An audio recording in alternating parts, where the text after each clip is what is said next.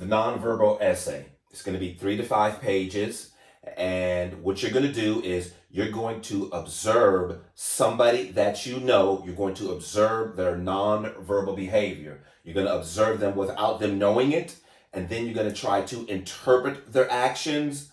And then you're going to later talk to them and say, hey, look, I observed you doing X, Y, Z. And I think when you did X, you meant this. When you did Y, you meant this. When you did Z, you did this. And so this is the format of the essay. It needs to be 3 to 5 pages.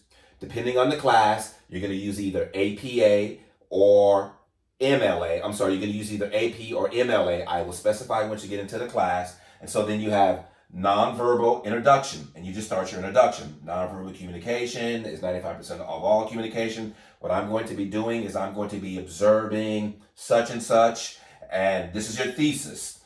You put, I will be observing them without them realizing it. I will interpret it, and then I will talk to them and confirm what their nonverbal behavior meant. Then put a subheading, observe, so I know what you're talking about. And then choose 3 nonverbal actions that individual is doing. I have 1, 2, 3 here. You don't put that. That's just to let you know that you use 3. For example, I watched my mom and I saw her scratch her chin whenever she was watching a show.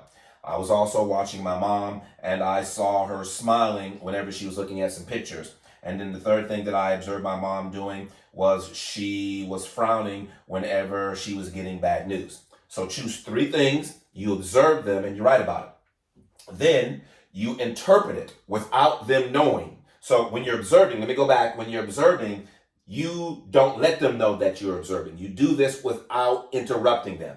Then you try to interpret. When such and such was scratching their chin, I think it meant this. When such and such was smiling, looking at the pictures, I think it meant this. When such and such was frowning, doing this, I think it meant this. And so you're going to try to interpret their behavior without talking to them. Then the last part, you're going to talk to them and you're going to confirm it. Hey, mom, dad, boyfriend, girlfriend, whomever you are interviewing, hey, I saw you do X. I think that when you did this, it meant this.